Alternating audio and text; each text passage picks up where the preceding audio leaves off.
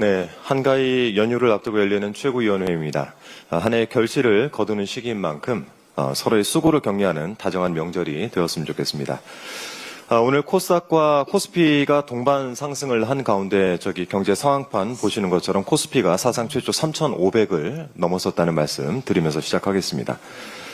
어제 산업통상자원부가 9월 수출입 동향을 발표했는데요. 올해 9월 수출액이 659억 5천만 달러로 집계가 됐습니다. 사상 최대 기록을 경신한 겁니다. 22년 3월에 8억 달러를 기록한 게 3년 6개월 전입니다. 반도체 수출은 작년 대비 22% 증가하면서 역대 최고 성과를 올렸고 또 자동차 수출액도 4개월 연속 증가세가 이어졌습니다. 우리 국민과 기업, 정부가 합심을 해서 이뤄낸 성과라고 볼 수 있겠습니다. 한미 관세 협상과 같은 불확실성이 높은 상황이긴 하지만 충분히 극복해서 더 큰 성과를 이끌어낼 수 있을 것이라고 생각을 합니다. 최근 미국의 경제지 포브스가 한미 관세 협상을 다루면서 트럼프 대통령과 그의 경제팀은 아시아 거래에 매우 서툴렀다라고 언급을 했습니다. 그러면서 우리나라가 트럼프 대통령으로부터 여러 압박을 받을 수 있겠지만 한국이 정말 큰 타격을 감당할 수 있다. 단순히 방어만 잘하는 나라가 아니라 가끔은 한 방을 날릴 수도 있다는 것을 보여준다라고 높게 평가를 했습니다. 이제 우리도 나라의 경제력과 그리고 국민적 저력에 대해서는 자부심과 자신감을 가져야 할 때가 되었다라고 생각을 합니다. 위성락 국가안보실장이 지난 30일 인터뷰를 통해서 한미 관세 협상을 두고 크게 비관적이지 않다라고 언급을 한 만큼 국민 여러분께서도 정부를 믿고 힘을 보태주시길 부탁을 드리겠습니다.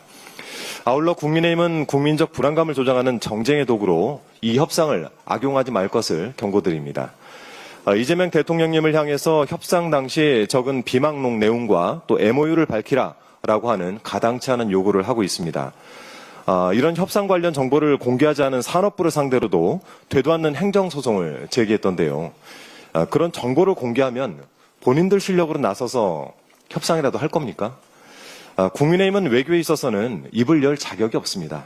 여러분의 실력은 이미 바닥을 드러냈기 때문이죠. 한 사례만 들어보겠습니다. 일본과 강제징용 배상 문제, 여러분 어떻게 했습니까? 멋대로 협의를 해놓고 물컵의 절반 이상 찼다는 등 정말 국민 복장 터지는 소리만 하지 않았습니까? 어떻게 그런 처참한 협상력으로 이 한미 관세 협상에 감나라 배나라 훈수를 두는지 모르겠습니다. 국민의힘이 이런 형태를 깽판이라고 합니다. 짧게 한 말씀만 더 보태겠습니다. 윤석열, 김건희의 관저공사 특혜 의혹에 대해서 한 말씀 드리면 어제 보도에 따르면 이 공사를 맡았던 여사님 업체 21g이 각종 불법 행태의 사유로 대통령실 핑계를 댔습니다. 윤석열 대통령실이 서두르다 보니 계약도 하기 전에 사전 착공을 하는 등 불법 행위가 있을 수밖에 없었다라고 한 것인데요. 일단 불법 행위는 인정을 했고 불법 행위 뒤에 대통령실이 있었다는 점도 핵심이 아니겠습니까?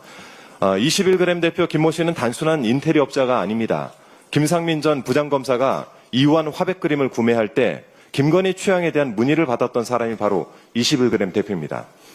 1년 전에 제가 밝혔던 것처럼 김모 씨는 코바나 컨텐츠 사무실 설계와 시공도 맡았던 인물이었고 또 김건희와 경제 공동체를 형성했던 인물로 저는 평가를 하고 있습니다. 이 대통령 경호처가 다른 업체에 이미 관저 공사를 맡겼는데도 윗선의 지시로 공사업체가 갑자기 21g으로 바뀌었습니다. 감사원이 이 사실을 파악하면서도 그 진술을 누락했다는 보도도 있었습니다. 이 불법을 저지른 21g 대표, 불법을 조장하며 뒷배가 되어준 김호진 당시 관리비서관, 그리고 대통령실 관계자, 의혹을 알고도 덮어버린 감사원 감사관, 그리고 김건희, 이 모두가 수사선상에 올라야 할 것입니다. 김건희 특검의 철저한 수사를 촉구합니다. 이상입니다.